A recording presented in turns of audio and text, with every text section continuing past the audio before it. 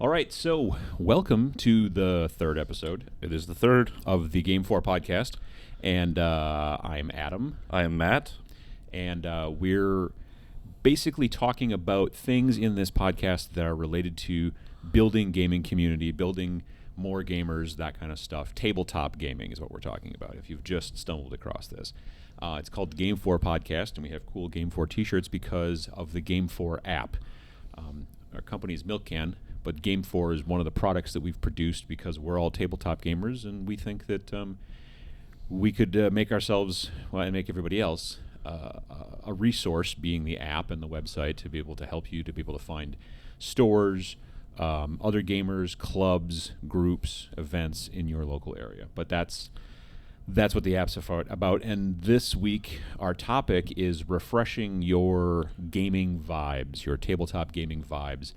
If you play the same thing over and over and over again, sometimes you can start to lose interest and Exactly. that kind of stuff. And so we're going to talk a little bit about the gaming vibes and how to refresh them in a bit. But first, what have you been up to lately? Nothing. I haven't really been. You've been just kind of sitting sitting at your desk over in the corner over there. Sitting at home, just not doing anything, going out.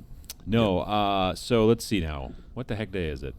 So 3 weeks ago, I ran a little mini convention here. Well, not here, but in town, back where I live.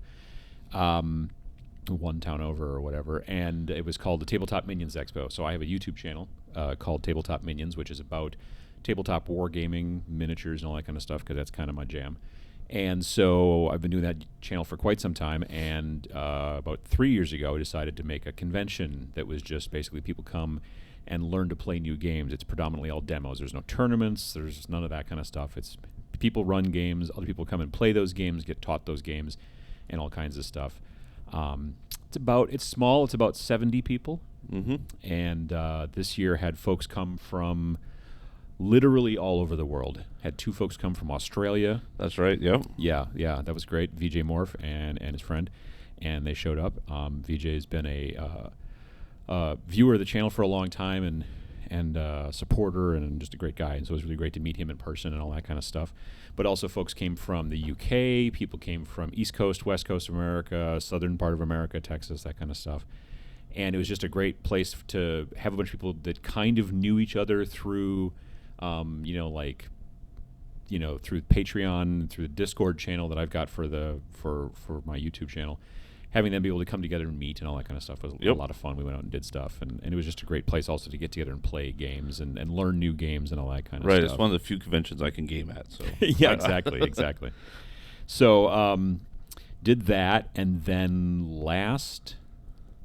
what did we do last? Oh, and then 2 weekends ago, because that was 3 weekends ago. 2 weekends ago, I was in Columbus, Ohio for Origins. Mm-hmm. And Origins is if you're familiar with Gen Con at all, Origins is like Gen Con, but only a third the size. So instead of 60,000 folks, it's about 20,000 folks. But older. Yes, also older. But Origins is a general tabletop gaming convention. Mm-hmm. So it's board games and RPGs. Those are the 2 big ones, honestly. And then there's Magic, and then there's tabletop wargaming and miniatures and stuff like that. So I was there partially to talk to people about GameFor and all that kind of stuff, and also talk to some people about my YouTube channel and everything. But I was also there because WizKids, the company that they've been making all those unpainted D&D and Pathfinder models, the pre-primed ones, pre-primed ones that you can just start painting on. They had a booth that was co-branded with Vallejo, which is a paint company from Spain. And so WizKids and Vallejo, they work together on those models because those models are pre-primed with Vallejo primer. And so what happened was that people could come and pay, I think it was $20, mm-hmm. and then you got a big, instead of one of the small miniatures, because the miniatures that you get from those WizKids boxes, I think they retail for about $4. Right. Usually, and you get 2 models. Right. Usually but they're like 2, normal 28 millimeter models. 2 for $5, I think. Yeah. These were all bigger models. You were paying $20, and you were getting a Hill Giant. Well, the first one, I taught 3 classes: Hill Giant, Stone Giant, and then Triceratops.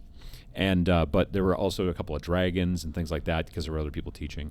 So on Thursday, Friday, and Saturday, I taught a class from 1 to 3 in each of those days, where basically people paid. They would get to come in, they would be given the model, they would have a bunch of paints in front of them and brushes, and then they would paint along with me, and I was on a screen, and they could watch what I was doing and see all that stuff, and they were painting along. And it was a lot of fun. The first one on Thursday I don't think was sold out, but the other two were. Okay. So it's Nice. very popular, yeah. And then there's an event, there's another one of those classes beforehand, which was taught by Jason from Realmsmith, realmsmith.tv. On Twitch and YouTube and all kinds of places like All that. over the place Mostly focusing more on RPG stuff, but also focusing on the hobby, on the painting and everything. And then so he would do a class before, then I would do my class, and then he would do another class in the evening. And the ones he was teaching, usually he had like a for lack of a better term, a celebrity guest. Mm-hmm. So he'd have like at one point he had Terry Latorco on. Okay. And she was, still is, a YouTuber, but now she also works as a marketing director at Renegade Games. That's right. Yep. He's just had a bunch of different people that are known in the industry there painting, which was really cool. I was painting pretty much by myself on all of those, so I didn't have a guest, so I had to keep people entertained for 2 hours and stuff. Wow. It was fun. It was a good time. We had a lot of people who really enjoyed it, and it was a lot of fun to do. Right. This was your second year doing it, but I think you did one last. Last year, I was not the host. I was a guest. You were one of the celebrities. Exactly. Right. Yes. Exactly.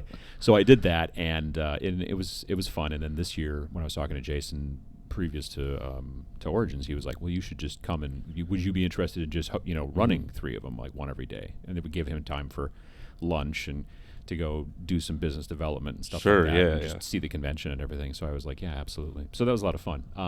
Met a lot of people.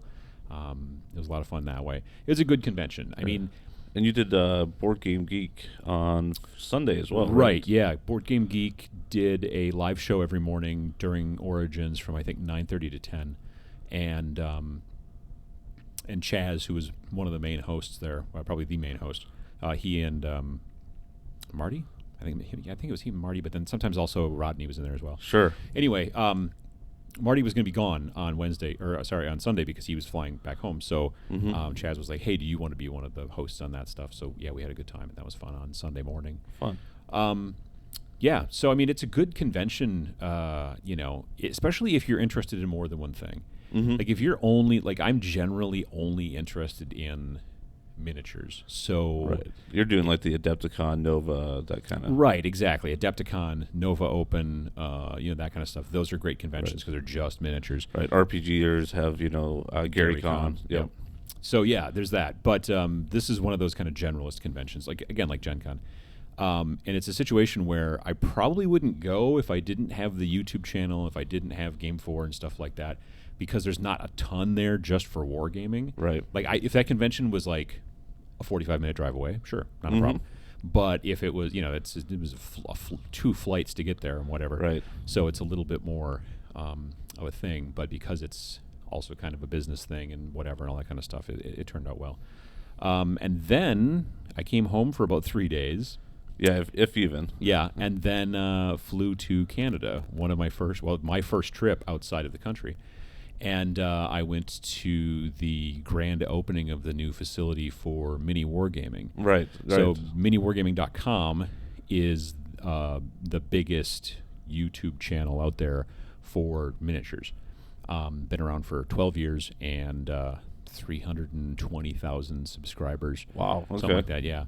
And so they just bought and refurbished this facility, this building, and built 6 new studios in there, and then the upstairs is like themed, like almost like hotel rooms. So like if you want to, because their main bread and butter is people come from all over the world and come to Mini Wargaming in Welland, Canada, and then they play battle reports that get filmed and all that kind of stuff. So nearly every battle report they do it's always with somebody who's traveled from who knows where, all over the world. Wow. So yeah, so now in the past those people would just stay in hotels and things like that. Now those people can choose to stay in the building. Oh, that's cool. And so the rooms are all themed. Like I stayed in the orc hut. Nice. So it was it was all orky and everything like that.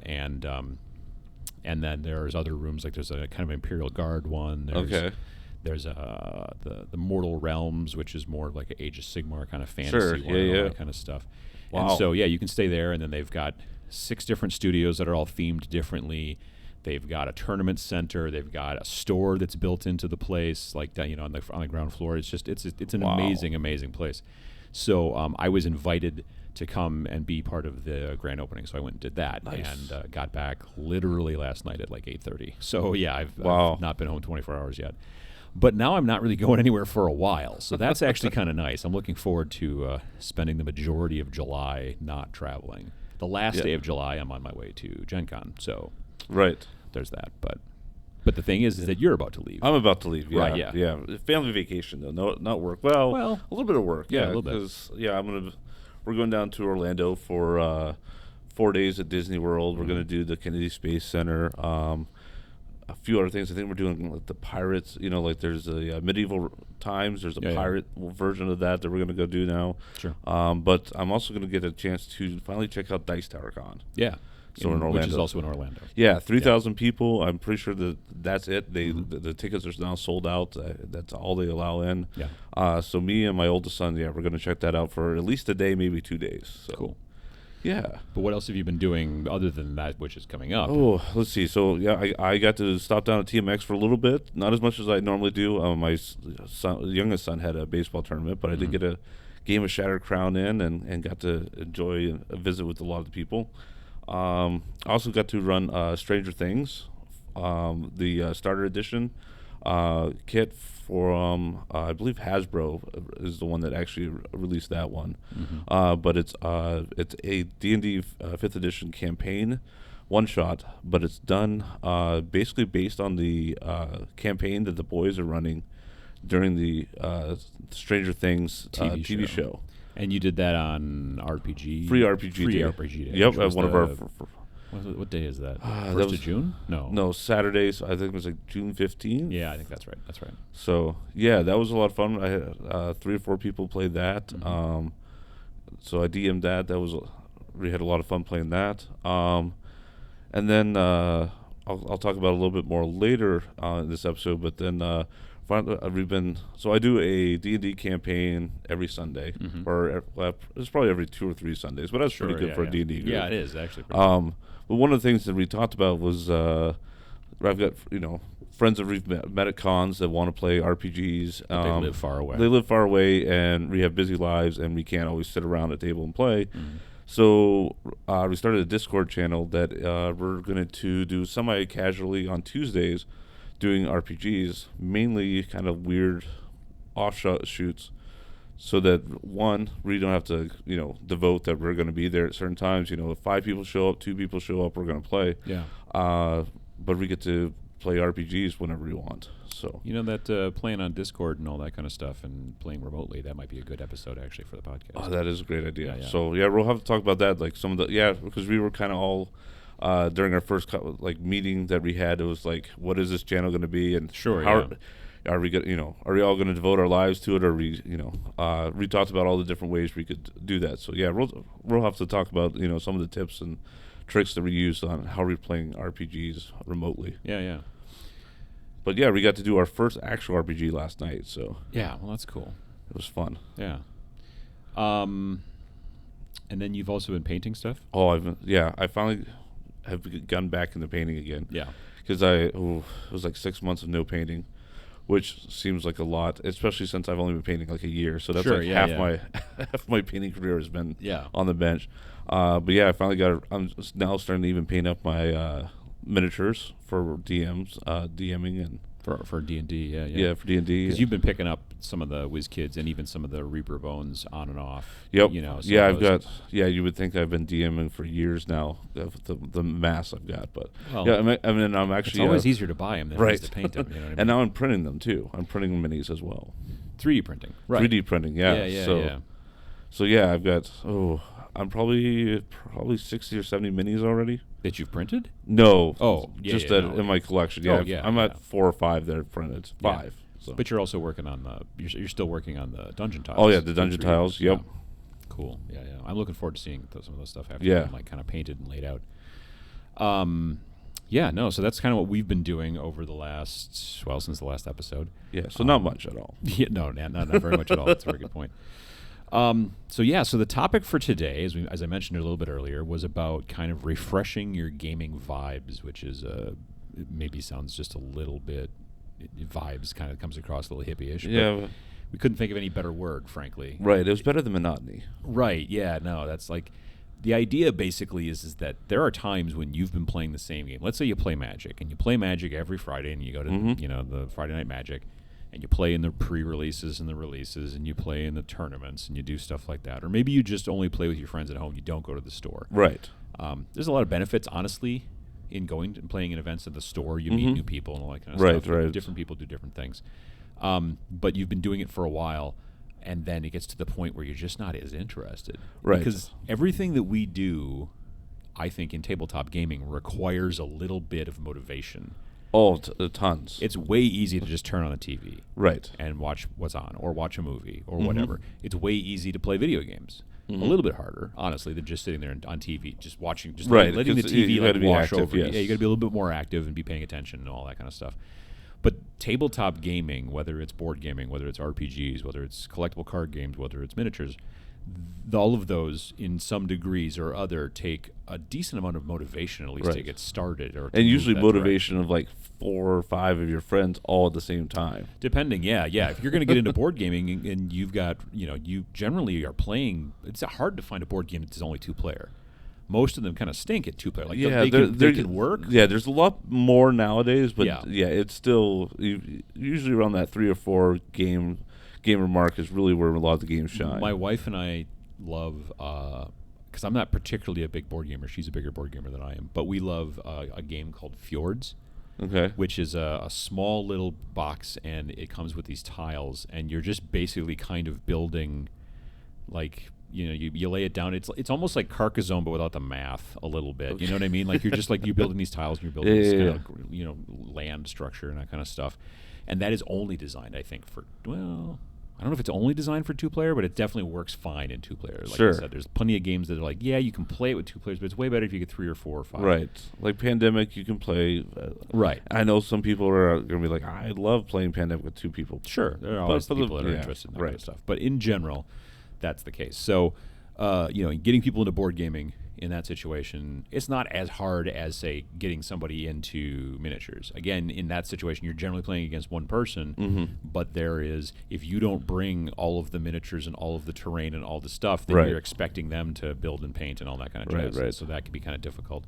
RPGs is, again, to some degree, relatively, I don't want to say simple, but it's basically like you can run an entire RPG and all you expect them to maybe bring is dice, and maybe not. You maybe supply the dice. Right. Yeah. Like when I did the last one, they had to bring nothing. Sure. Exactly. Just themselves and a good attitude. Yeah. Free RPG day, you want them to not bring anything. You want them to. Yeah. But traditionally, you start once start getting them committed. You want them to their own dice. And it's a good idea to, like, if you're playing, let's say, 5th edition, it's a good idea to have, like, the player's handbook if you can, that kind of stuff. But all of these things that we're mentioning are things that can sometimes, if you keep doing the same, like if you've only been playing 5th Ed D&D on the same campaign for, like, a long time, that can eventually start to wear you down. And there is the joke / meme that goes around about how difficult it is to get a gaming group that meets up regularly. Right. And you were kind of mentioning that even as well with your Sunday group. So, sometimes it's just because life gets in the way. Right, life gets in the way, but there's times when you're just like, oh, it's just getting, the same thing.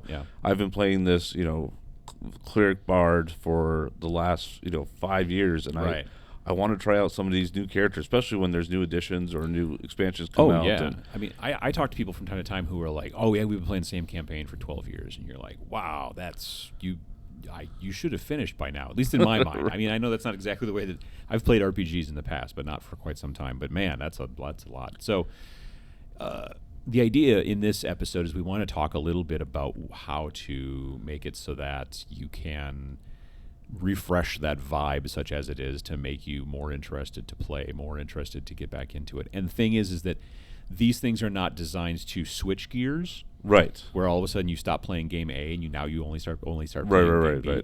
But it's maybe like it's like a spark to kind of get it moving Right. again. I mean, you may end up sticking with this for a while and then go back, or maybe you don't ever go back. Depends. I mean, maybe you found something totally new. But Right. more often than not, it's something you're going to do that's either maybe like more of a short term, more of a one-off. Right. Or maybe it gives you ideas of how you do the other game better. Or, right. Yeah, totally. Yeah.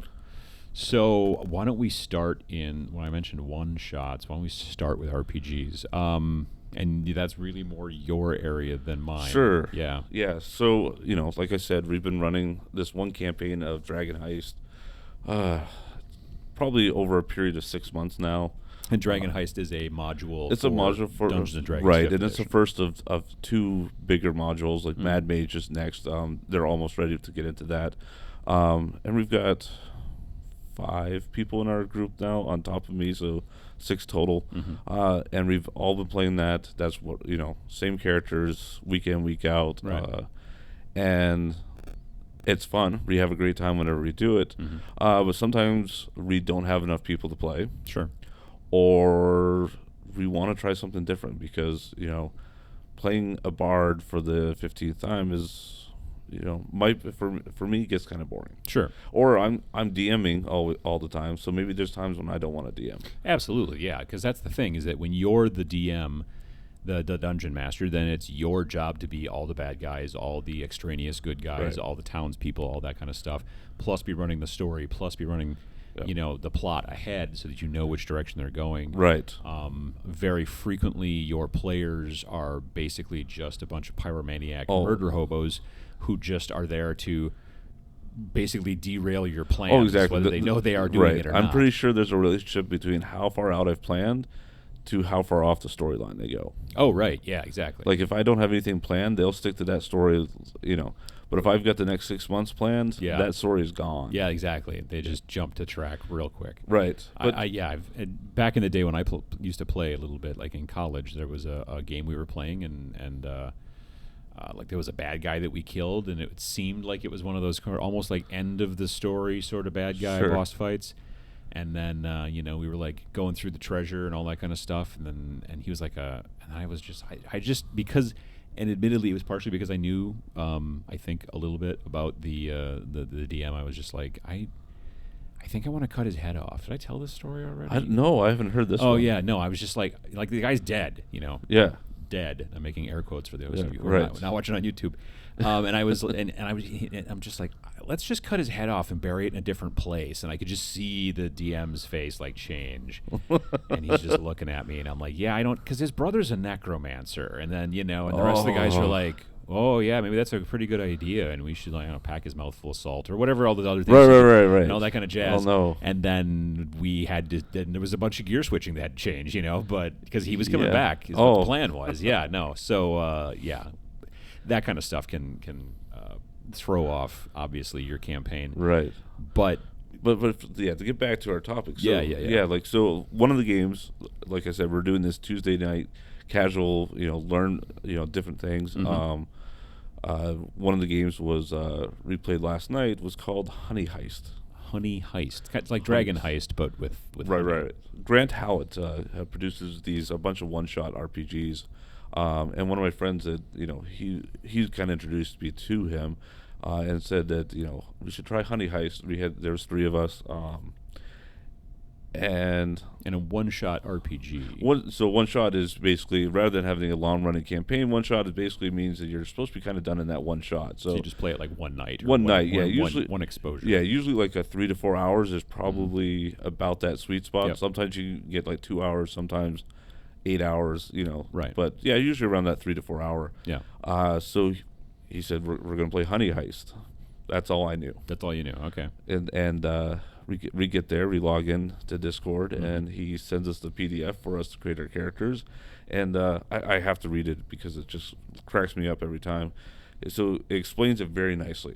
It says, step 1, you have a complex plan that requires precise timing. So we're going to be stealing honey, hence the name. Yeah, makes sense.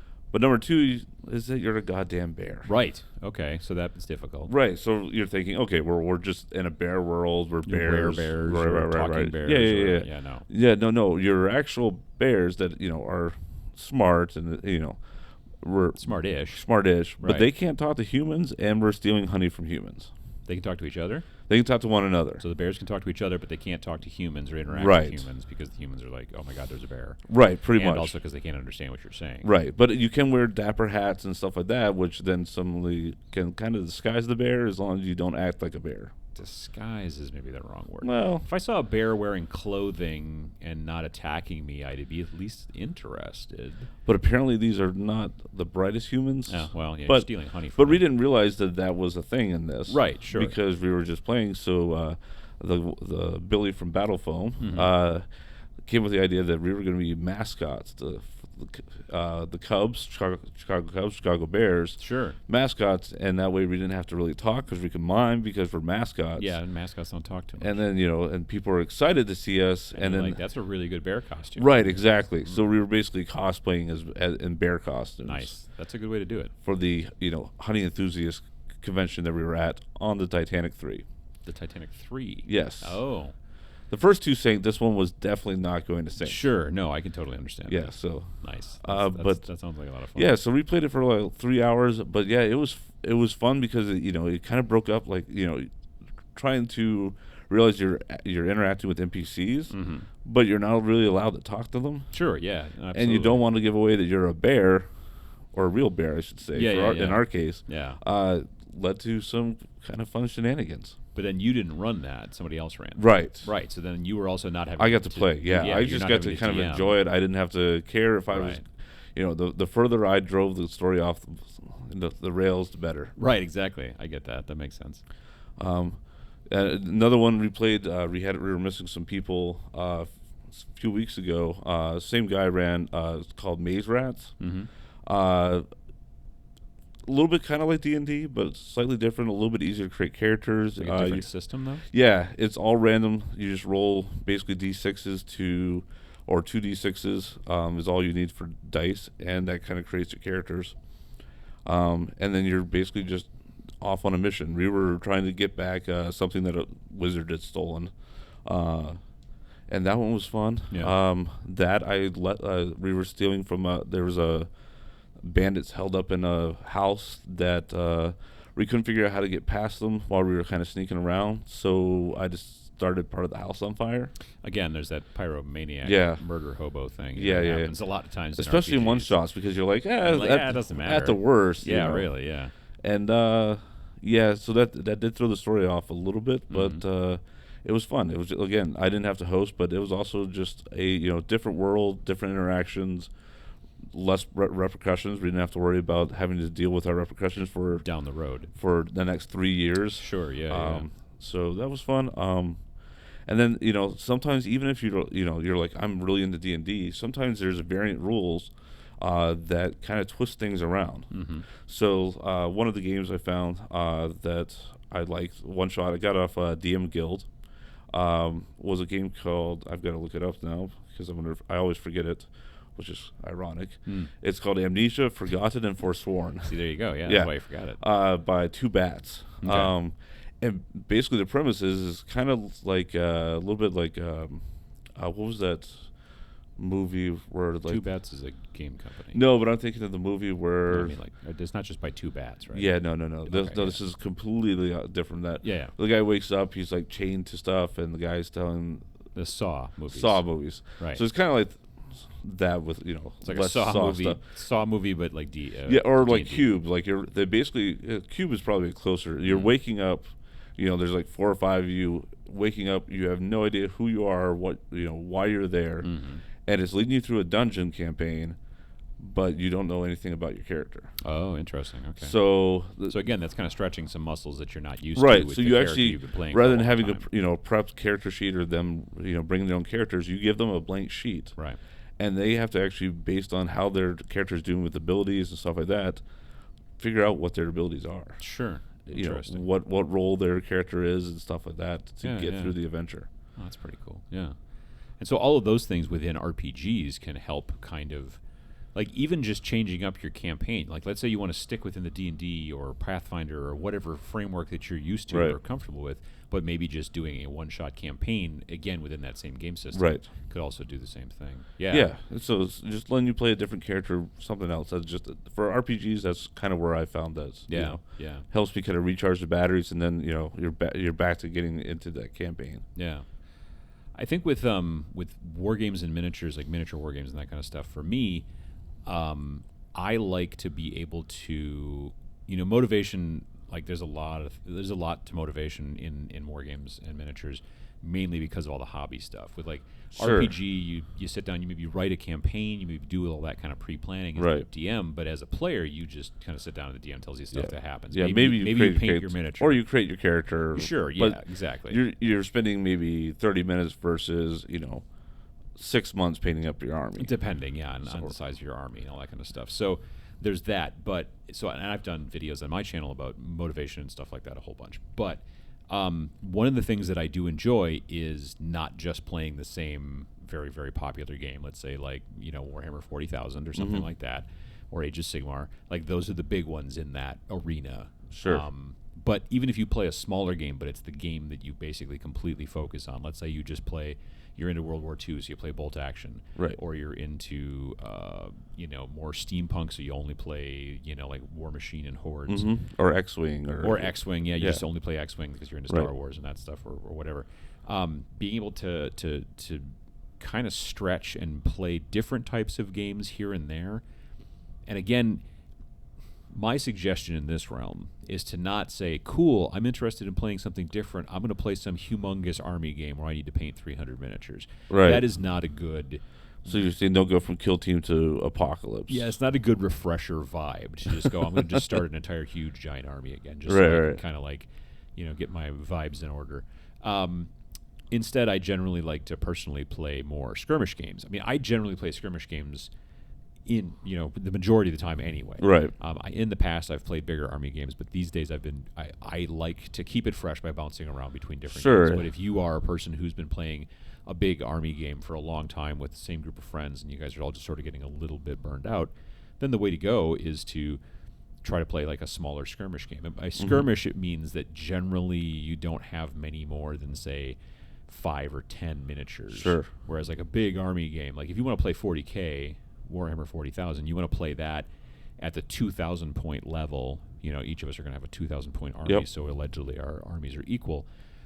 You can have some armies where it's 200 models, and some of the big, like historical military type games, like games that are from the American Civil War or Napoleonics and stuff like that. The figures are generally smaller. Instead of the 28 millimeter high, they're generally half that size at about 15 millimeter. Right.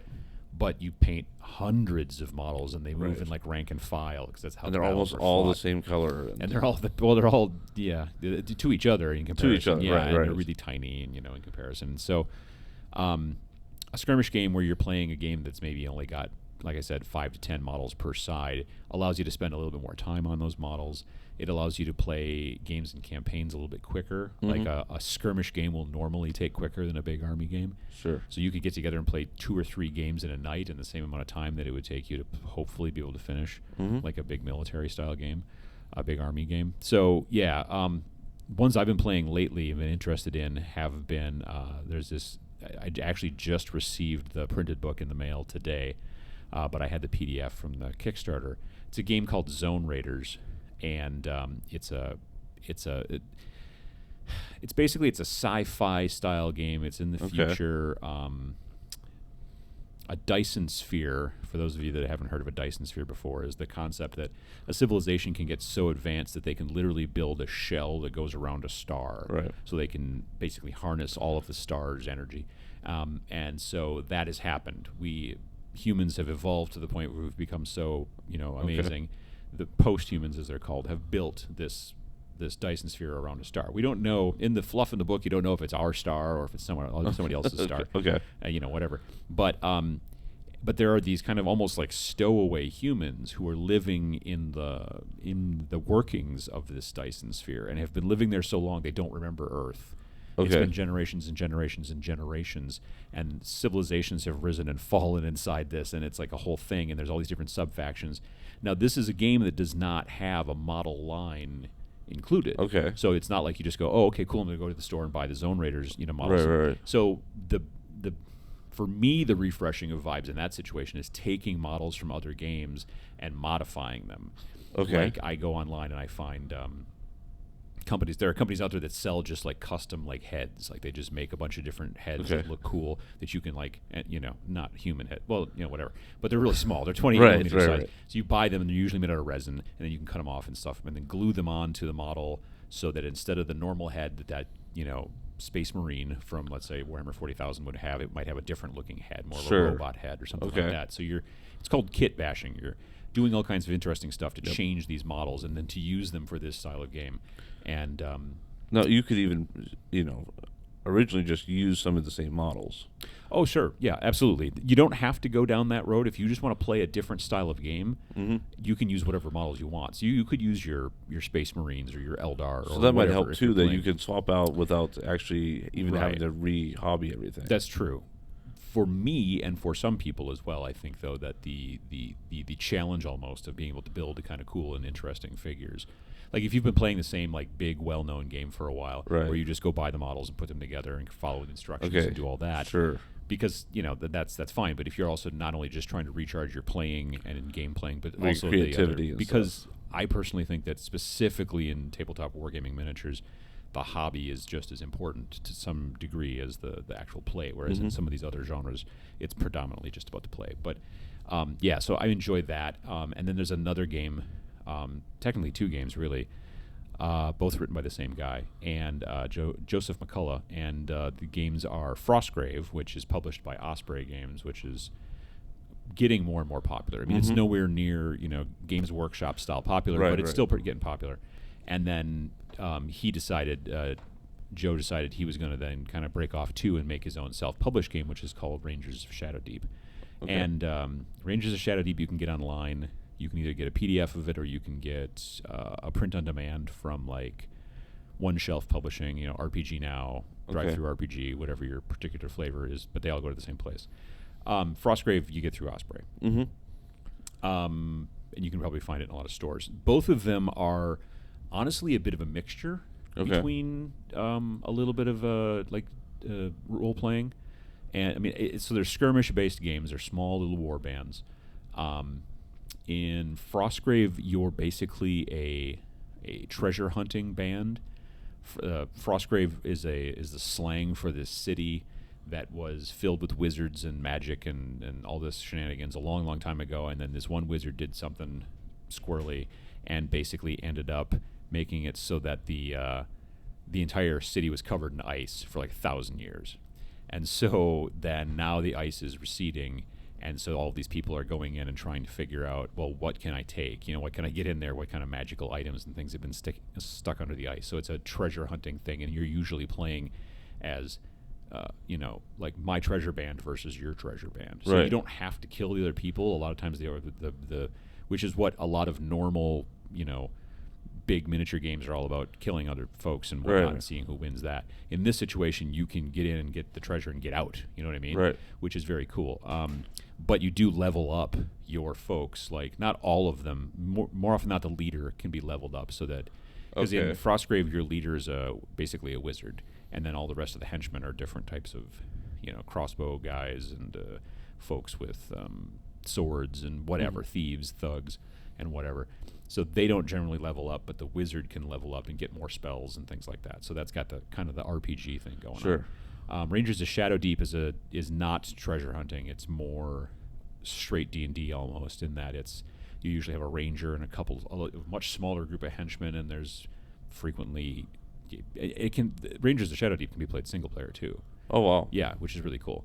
So that's another thing too, for helping to kind of, if you're just really tired of having to go to the shop and play against the same people, you can sit in your basement or your whatever hobby room and play Rangers of Shadow Deep by yourself, just for fun and just to see how it works. It's got rules for that, because the bad guys, the skeletons, the kobolds, the goblins, whatever, can all be kind of controlled by the rules to some degree. Right. So yeah, those are the types of things that I like to do to try to just things that are small and easy to do. Mm-hmm.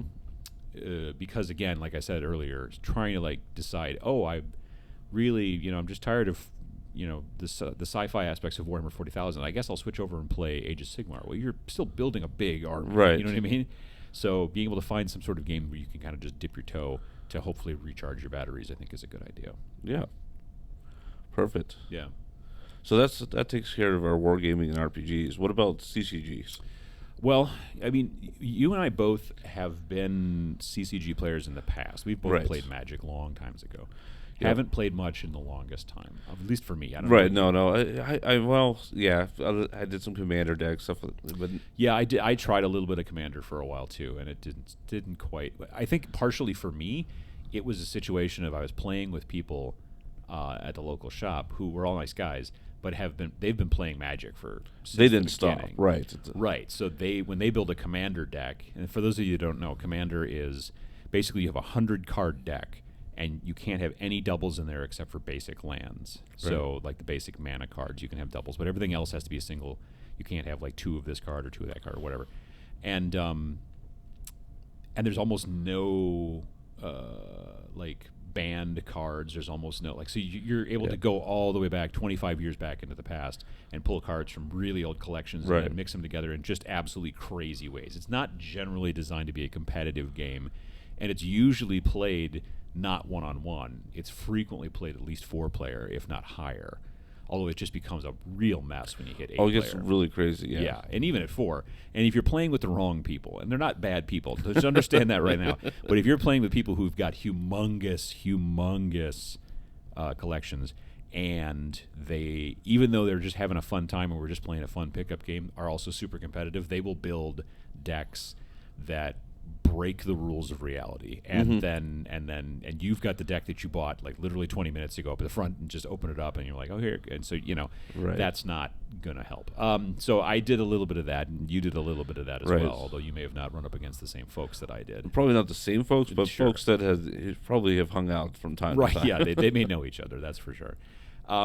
But you and I both have now gotten a little bit interested, and we've played some games of Keyforge, which is from Fantasy Flight Games. And I think even some Magic players are using that as kind of their breakup game and stuff like that. Yeah, to kind of like break up not the monotony again. We don't want to say monotony. Right, but the fact that they're not having to min-max decks. They're not having to sort through 5,000, 10,000 cards. Hunt through eBay to find the one card that they've been searching for to complete their deck. Yeah, the thing that's interesting about Keyforge, for those of you that haven't heard of it, it's made by Fantasy Flight, so it's not made by Wizards of the Coast. And the idea behind it is that there is no deck building. Right. So normal Magic, you're trying to really optimize and build like this perfect deck that you can play against other people with. And in Keyforge, you spend $10, like $9.95 or whatever, and you get a deck of 37 cards, and that's it. You can't mix them. And it's not just like, the rules say you can't mix them. Like the back of each card in that deck that you buy, they all match. Right. And they all have like words on them, like the name. Like it's basically like, it's like the character, because there's 36 cards plus the Archon, I think is what they're called. Yeah. And that's like kind of almost like your wizard in Magic the Gathering.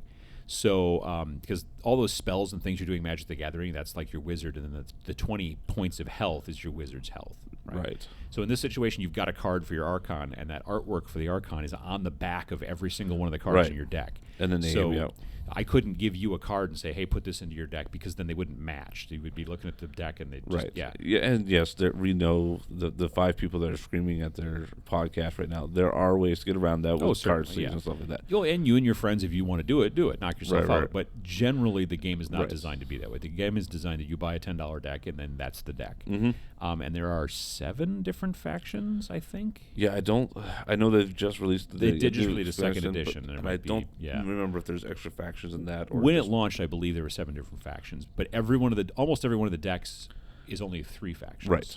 So there's no mana either, so you don't have to worry about like, didn't get enough mana out of the thing. Right. You basically just declare of the 3 factions that you have in your deck which one you're going to use this turn, and then you can spend and create things and do stuff with those cards, but not with the other cards. Right. And so it's just got a lot of things like, for a lot of people, deck building is super important and they love it. I can't stand deck building and I'm terrible at it. So to be able to just buy a deck and be able to play a game that's fun with it. Like I like learning, different mechanics and thinking of new combinations and stuff like that. But I don't have the time to properly do it, or the time, the money to. I'm pretty sure my wife would not be happy if I went and spent $1,000 to build a Magic deck right now. Right, exactly. And it's the same thing in this situation. If you've been playing Magic for a long time and you've got a lot of Magic cards, and then you're just like, oh, it's just running me out. I'm just not interested anymore. Being able to just go and drop $10 to get a deck and play Keyforge or something like that is really kind of cool. And then you don't have to worry about deck building and going, okay, well, now I need to optimize this deck. I mean, I'm always optimizing my Magic decks. Now I got to optimize this one. That's not any more fun, is it? Right. In this situation, you're just like, here's your deck.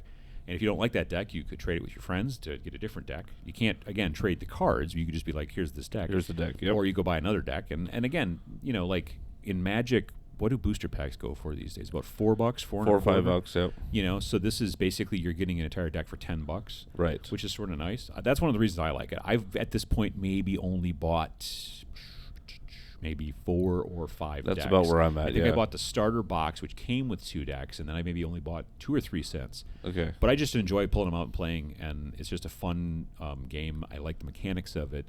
And, I mean, again, for me, it's not refreshing or rekindling my love of Magic to make me go back, but I do see people at my local shop who I know are Magic players. They are known Magic players, but I will see them playing this from time to time as it's that kind of in between. Yeah, and for me, also my friends that are CCG players, this gives me a way to play games with them where, they're not having a bad time and I'm not having a bad time. Sure, yeah. And then board games, and again, this is maybe a little bit more your area. As I say, you're not the big board game player. Yeah. But so when I was trying to think about this one, board games are a little bit unique because there are so many. There are a lot. I forget the numbers, like 5,000, 650,000 new board games come out every day. Pretty sure that's true. That might be understating it. Yeah, it might be. So for board gamers, it's not as much of a everything comes in the box. It's basically ready to play.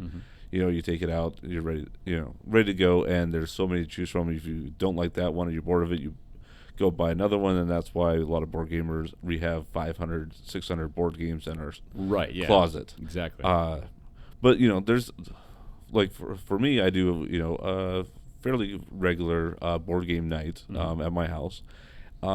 For us, it's not so much the games themselves, but maybe kind of the tone of the games.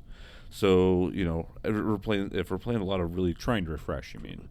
Yeah. If we're trying, we've been playing a lot of Euro games, a lot of long running games. Sometimes we just want to have fun. That's when we kind of play more casual games. We'll play at night. We're playing some silly games like Happy Pigs, where you're collecting different sized pigs and growing pigs and having just shenanigans and fun with that. Sure, yeah.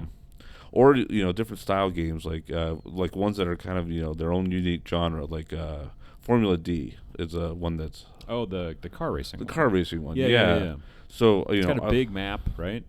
Right, and what I like about this is that because the rules are there's simple and complex rules. I've admittedly only done the simple rules because I've not played it often enough that people are ready for the complex. Right. But I like it because not only can I play with all my normal board gamers, but I can also play it with family members that have never even played before. Within a few turns they'll understand it. Sure, because the rules are not simple, but they're So they're non-complex. Right.